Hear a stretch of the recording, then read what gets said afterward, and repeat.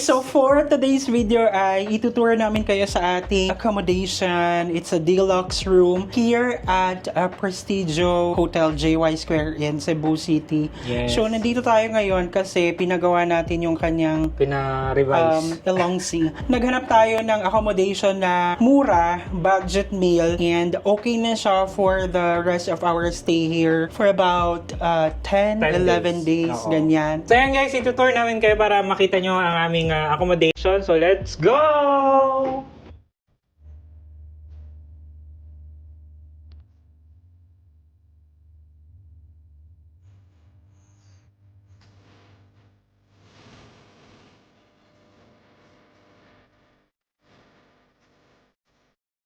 So ayan, this is our Welcome room. home. Hala, jowa ko to. Sorry. So pagpasok mo, nandito yung lagayan ng access card. You can power on the lights and the power, diba? Yes, Except for the air conditioning system materialism. Oo, so it na means- hindi siya connected. Yes. Kahit na lumabas kayo, pagbalik mo dito, malamig pa rin siya because it's not connected. Ayan, favorite ko dito syempre sobrang luwang nung bed. Sabay kasi yung sikip nung bed natin eh. As in, gano'n kasikip. Yes, ganyan lang siya. Natulog yata kalahati. And then ang natutulog, 2 tao, isang aso. May isang aso, sa isang pusa. There's a vanity mirror, there's this side lamp, bed lamp na rin siya. And then, meron tayong chair. Diyan natin pinaglalapag yung ating mga basura chenilis. Actually, itong bed na to, balikan ko lang tong bed na to, it can be twin bed size. Parang pag hiniwa mo siya dyan. Tapos ilalagay nila yung maliit na table doon. Dyan na siya. So, 2 separate bed na siya. So, pwede siya sa mag-friends. But then, since tayo ay more than friends, Oo, pinag-combine nila. pinagdikit. Wala. Yan, so gusto ko rin dito kasi sobrang liwanag ng room dahil ang laki nung muna bintana, di ba? Floor to ceiling siya. Meron... Actually, ang pinaka gusto kong feature dito, ito. Kasi, never pa natin nagamit yan. Buti na lang, nagdala tayo ng laptop. So, sa Netflix na lang tayo nanonood sa laptop. Kasi never talaga namin siyang nagamit. But not an issue at all. Tapos, syempre, mini fridge.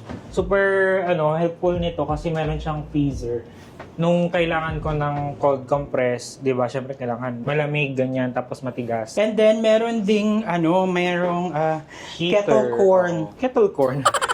So this is kettle corn and andyan yung ating mga chachaboreching. We have bread and some fruits over there for the special occasion of the nose. Nung una, nalilito ako kung paano pumunta sa CR. Kasi kala ko dito, tapos parang, bakit may nakaharang dito? Yung pala, Akala mo cabinet lang yan or hindi, ito yung pangsara dito sa cabinet.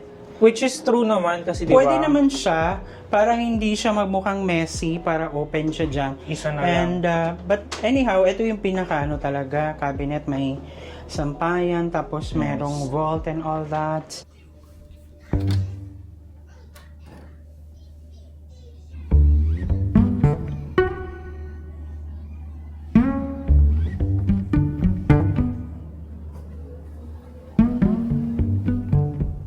So, welcome to the bathroom. Welcome to the bathroom. Toilet and bath. Yes. So, ang gusto ko dito is sobrang luwang ng sink. Pwede akong maglinis ng ilong ko, ganyan, ng walang issues kasi di ba? Masyado siyang malaki. Tapos may heater na rin siya. Small but very functional lahat. Yes, meron din silang always nandyan yung kanilang shampoo and also dental kit. And dyan natin nilagay yung ating personal stuff kasi ginagamit natin yung mga ibang natin. Meron na tayong mga loyalists na ginagamit for our everyday life. So, And final thoughts. so ayun lang guys, very lang siya, hindi siya gaano kalaki but then again, Very... the price is right. So ayun lang, yun yung accommodation na pinili natin kasi online. Ang price niya actually is 1,500 per day. And if I'm not mistaken, ang binayaran lang natin was 13,000 with some discounts. Na-book natin siya sa Agoda. Ganyan. So wala pa tayong code. Siguro sa mga susunod na panahon. Ay, wow. I was thinking na kapag kunwari pupunta tayo ng Cebu, ganyan, o kaya may tawag dito, may event dito na gusto natin pumunta, pwede natin siyang i-rebook ulit ng mas ahead of time para makuha natin yung rate na, same rate as ngayon. Ang location niya is nasa Lahog, malapit sa JY Square. I felt like it's accessible, malapit siya sa IT Park, Yes. ganyan. Parang gateway siya to the other destination or parang kumbaga ay landmarks, ganon. So, maganda siya and affordable. Comfortable na rin siyang malamig. Maganda yung AC nila. What I love about the AC then is that malamig siya pero yung gadgets mo, let's say yung camera mo, Hindi siya mag-moist. hindi siya magmo-moist. Yun yung gusto ko. Kasi may mga hotel na sobrang lamig, nagmo-moist yung camera mo, you need to wait for 15 minutes bago mo siya magamit. Lastly, yung mga staff, sobrang bait. Sobrang bait ng staff, parating nakangiti. Yes. Pag nakasalubong kanila, i-greet kanila. So, sobrang sobrang recommended talaga tong Yes. hotel na to. Malapit And siya sa salon. Yun nga, and for me naman, kasi since, di ba, it's parang naging recovery place natin siya. So, importante yung makakainan, mabibilhan ng mga, yung mga gamit pang for Med healing. kit, mga ganyan. Oo. So, sa baba, meron ng mga restaurants, makakainan, ganyan. Meron din pharmacy. So, sobrang, alam mo yun, convenient. True lalo, mama. So, ayun lang guys. And sana'y nagustuhan nyo ang ating room tour dito sa Cebu. And sa susunod naman pag-uwi natin sa Pangasinan, magkakaroon tayo ng ating farmhouse tour. Wow! Wow. Yay! Sa wakas, finally.